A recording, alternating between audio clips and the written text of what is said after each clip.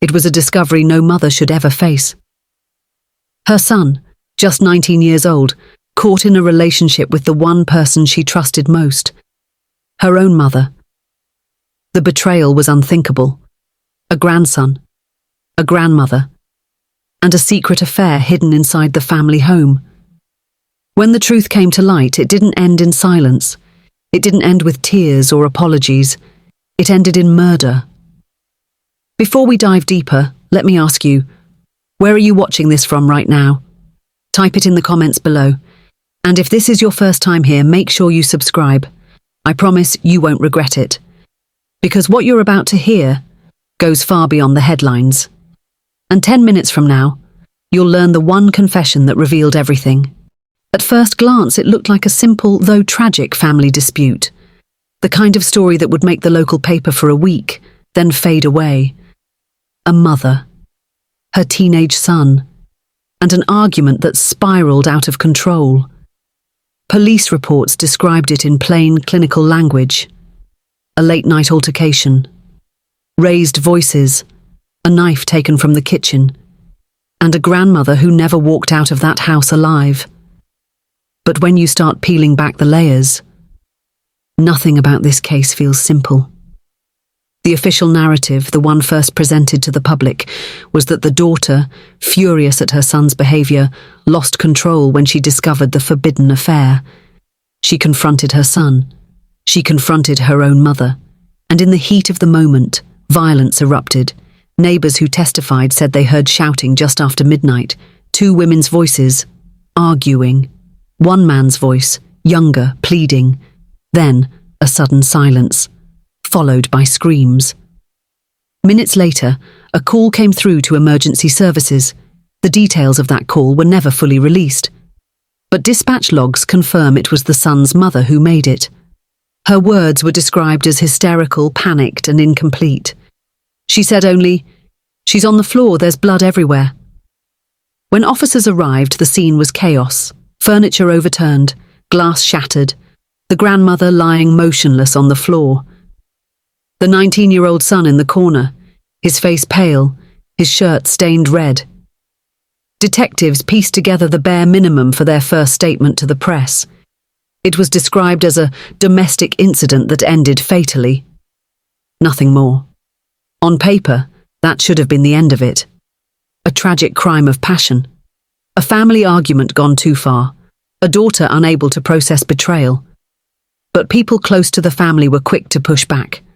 This wasn't a sudden explosion, they said. It was months in the making. Because this wasn't just a teenage boy sneaking behind his mother's back. This was a relationship that cut across generations, a secret that shattered every boundary of trust. And when the daughter, already a single mother carrying her own struggles, realized that her son was involved with her own mother, she didn't just feel betrayed, she felt replaced. Friends would later recall her words in the days leading up to the murder. "She took everything from me once before," she told one of them, "and now, she's taking my son." That statement alone made detectives pause, because what was supposed to look like a single moment of rage suddenly looked like something much deeper, something tangled in years of resentment, control, and secrets. Still, in those first days, the public only saw the headline, "Mother accused of killing her own mother after family argument." It read like something pulled from a tabloid. Scandalous, shocking, but thin on details. And that's how the official story stood. A daughter caught her son and her mother in a relationship. She lashed out, and the grandmother ended up dead. Simple, tragic, closed case. Except detectives weren't satisfied. Because as they dug deeper into the family's past, the story began to unravel. And the first crack in the narrative appeared when they uncovered what had really been happening in that house, long before the murder. The cracks began to show almost immediately. Detectives reviewing the case couldn't shake the feeling that what they were being told was too neat, too tidy, like a version of events polished for headlines rather than the truth. So, they went back. Back into the days, the weeks, even the months before the murder. And that's when they uncovered the first disturbing signs. At 19, the son was supposed to be starting his own life. Friends said he'd been focused on school, part-time work, and the dream of moving out on his own. But somewhere along the line, his behaviour changed. He became distant, distracted, often skipping plans. And whenever someone asked what was going on, he gave the same excuse: family stuff. At first, no one thought much of it, but then the whispers started. A friend swore she saw him having coffee with someone who looked much older. Another claimed he'd been seen at a local diner, sitting across from a woman who wasn't his girlfriend and wasn't his mother either. When asked about it, he brushed it off. Just family, he said. Always the same answer. It wasn't until investigators pulled his phone records that the picture began to change. Late-night calls, messages laced with affection, and the name attached to the number stunned everyone who saw it. It wasn't a girlfriend, it wasn't a classmate, it was his grandmother, the woman his mother trusted more than anyone else, the one person who had helped raise him, the one person she believed would never cross a line. But the messages told another story. Can't wait to see you. Don't tell anyone. And the one that investigators later circled in red. You make me feel young again. For detectives, this wasn't just shocking. It was devastating. Because if the mother knew about this, then the motive for violence wasn't just anger. It was betrayal. And sure enough, friends later confirmed it. The daughter had confided in one of them weeks before the murder. She's stealing him from me, she said. She's supposed to be my mother, not his. The friend brushed it off as exaggeration at the time. But in hindsight, those words carried a chilling weight. Tension in the house only grew. The son would leave suddenly, disappearing for hours at a time. The grandmother visited more often, sometimes staying overnight. And in family photos from that period, the mother's face often told the story better than words could. Tight smiles, eyes full of suspicion. One neighbour would later recall a chilling moment. She saw the mother standing in the yard staring at her son and grandmother as they unloaded groceries together. No words, no smile, just a stare, long and heavy, like she already knew. By the time detectives pieced all this together, it was clear. This wasn't a sudden outburst. This was a storm building for months. The official story said the daughter snapped when she discovered the affair. But the truth? She had known. She had been living with that knowledge day after day, night after night. Every meal at the same table, every family gathering, every moment inside that house carried the weight of a secret. Until finally, something broke. But here's the twist. Even though this affair explained the motive, it didn't explain the brutality of the crime. Detectives noted the scene was too violent, too chaotic, to be explained by betrayal alone. And when they dug deeper, they found something else. Something buried in the daughter's past. Something that suggested this murder wasn't just about the affair. It was about years of resentment that had been simmering beneath the surface. The grandmother wasn't just her mother. She was also the person who had once taken something else from her. And when the daughter realized it was happening again, but this time with her own son, that's when the story turned from betrayal into blood. When detectives finally sat the daughter down for questioning, they expected tears, they expected anger, they expected denial. What they got instead was something far more unsettling. She sat still, hands folded, voice steady, and when the first question was asked, "Why did you do this?" her answer made every officer in that room pause. "She stole the only person who ever loved me," she said, "and I made sure she could never steal again." The room went silent. It wasn't shouted. It wasn't hysterical. It was spoken as calmly as if she were reading from a grocery list. For investigators, this wasn't just a confession. It was a declaration. Cold, calculated, final. Up until that moment, everyone assumed the crime had been spontaneous. a sudden explosion of rage after catching her son and her mother together. But her words suggested something else entirely. This wasn't an accident. It wasn't an impulsive act. It was planned. Detectives leaned in. They asked her to explain, and she did. Hours before the confrontation, she placed the knife in the kitchen. She admitted she had replayed the argument in her head over and over, waiting for the moment it would finally break. She said she wanted them both to confess, her son and her mother, and if they didn't, she was prepared to make sure the truth was forced out. Her voice didn't waver as she spoke. If anything, it grew steadier, almost relieved. One officer wrote in his report, "She spoke as though the act had freed her, not destroyed her." But the most disturbing part came later in that same interrogation, when she was asked about her son, about how he fit into all of this. At first she claimed he was innocent, that he had been manipulated, that the grandmother had taken advantage of him, twisted his emotions, and pulled him into something he didn't fully understand. But only minutes later her tone shifted. She said her son had betrayed her just as much, that he chose to be with her mother, that he enjoyed the secrecy, and that, in her words, he was willing to throw me away just like she did. For investigators, the contradiction was alarming. Was she protecting her son, or condemning him? Was he a victim, or an accomplice in the emotional chaos that led to the murder? The boyfriend narrative, the childhood struggles, the family fractures, all of it now seemed secondary. Because the daughter's own words reframed the entire case. She hadn't just snapped. She hadn't simply lost control. She had prepared. She had waited. And she had acted with intent. And that meant something chilling. This was never just about betrayal in the moment.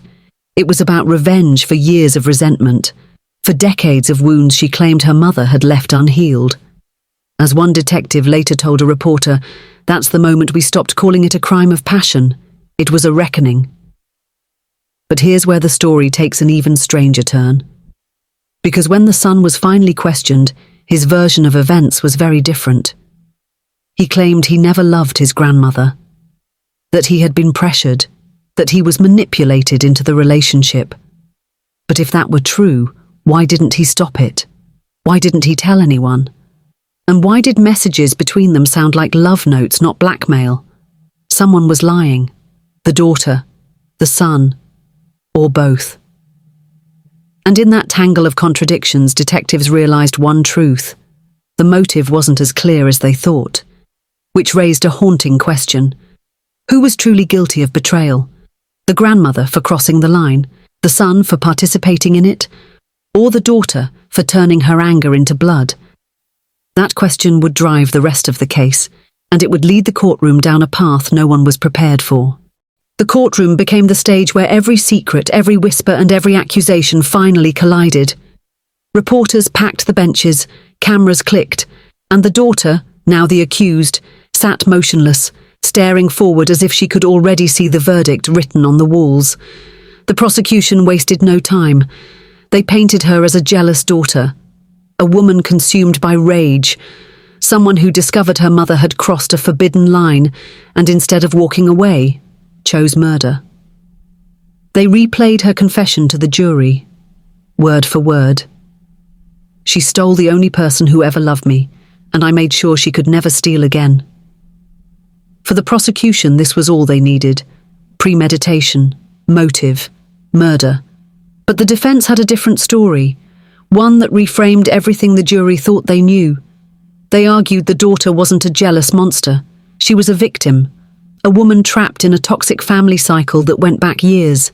They claimed the grandmother had always exercised control, that she was manipulative, overbearing, and that the affair with her grandson was just the final proof of a lifetime of crossing boundaries. The defense painted her not as a loving mother, but as a predator who blurred the lines of family and morality. And the daughter? They said she broke under the weight of betrayal, acting in a moment of desperate rage, not cold calculation. The courtroom held its breath as witnesses were called. A neighbour took the stand. She recalled the nights she heard shouting from the house, the tension that seemed to hang in the air like smoke. She described the daughter as haunted, often standing alone in the yard long after everyone else had gone inside. Then came the son. His testimony was the most anticipated and the most confusing, because under oath his story shifted yet again. He admitted to the relationship. Yes, it was with his grandmother. Yes, it went too far.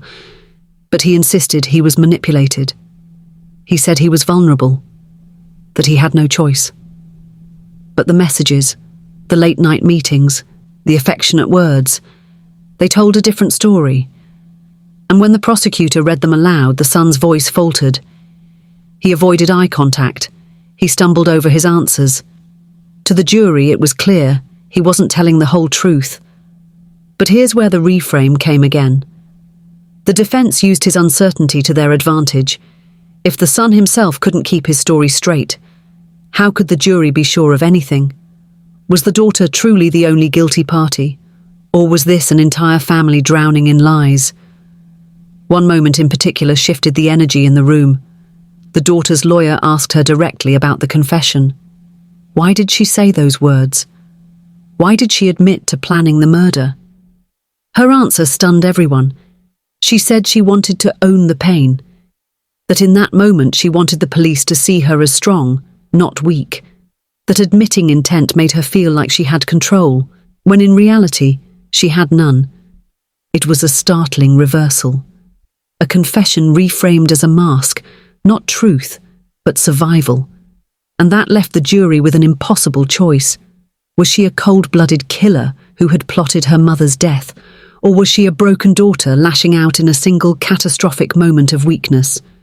Both stories fit. Both had evidence, and both left unanswered questions. One juror later admitted, "It felt less like we were deciding guilt, and more like we were being asked to choose which story to believe." By the end of the trial, one thing was certain. The grandmother's death was no longer just about an affair. It was about power, control, and decades of wounds finally erupting in violence. But just when the courtroom seemed ready to reach a conclusion, the verdict took an unexpected turn. Because as the jury deliberated, one piece of evidence resurfaced. Something buried in the phone records. Something everyone thought they had already explained away. And when it was revealed, it threatened to change everything. The jury had been deliberating for nearly 2 days. Behind closed doors, they replayed the recordings, they studied the text messages, they weighed the contradictions of a family torn apart. On one side of the scale sat her confession, chilling, direct, and undeniable. On the other sat years of tension, manipulation, and fractured love. And then came the evidence that tipped everything. Phone records. Buried inside were dozens of calls and late-night messages, not between the grandmother and grandson, but between the daughter and her son. The tone was desperate, accusatory, almost pleading. She warned him. She told him to stop. She said the relationship with his grandmother was destroying their family. And in one message, written just hours before the murder, she typed a chilling line, "If she won't stop, I will." Those 7 words sealed her fate. When the jury returned, the courtroom hushed. The foreperson stood, and with steady voice delivered the verdict, guilty of second-degree murder. Not premeditated enough for first degree, but far too deliberate for manslaughter. The daughter lowered her head. She didn't cry. She didn't gasp. She simply closed her eyes as if she had finally reached the ending she had been walking toward all along. Her sentence, 25 years to life. But the case didn't end with the gavel. It didn't end with prison bars. Because for those who followed it, one question lingered. Who truly carried the greater blame? Was it the grandmother who crossed the line no parent should ever cross? Was it the son who knew the truth yet kept the secret alive? Or was it the daughter who chose blood over forgiveness? The prosecution insisted justice had been served, that a dangerous woman was behind bars, paying for the choice she made with a knife. But critics of the trial argued something darker, that the grandmother's actions had been swept aside, that the son's role had been softened, and that the only person punished was the one who finally snapped under the weight of betrayal. Even psychologists weighed in. One expert told a news outlet, "This case was never just about murder. It was about generational trauma and how silence inside a family can be more destructive than violence itself." Inside prison, reports say the daughter rarely speaks of her crime. She keeps to herself. She reads. She writes in a journal no one else has seen. And according to one guard, she often sits by the window, staring out as if she's still waiting for an answer that will never come. Her son's life unraveled too. Friends distanced themselves. Opportunities vanished. The shadow of what happened in that home never left him. And though he was never charged, many still question his silence. Why didn't he stop it? Why didn't he walk away? Why did he let it reach the point of no return? As for the grandmother, her name became a headline. Her memory a question mark. Was she the villain of the story? Or was she another victim of a family line already fractured beyond repair? Years later, the case is still whispered about in true crime circles. A story of betrayal so twisted, most can't believe it happened inside one household. And maybe that's the real horror of it all. Not just the murder, not just the affair, but the reminder that sometimes the greatest betrayals don't come from strangers in the dark. They come from across the dinner table, from the people you're told to love, the people you trust to keep you safe. The verdict closed the case, but it didn't close the wounds. It didn't erase the questions. It only left one haunting truth behind. In that house, 3 generations were bound together by blood, but in the end it was blood that tore them apart.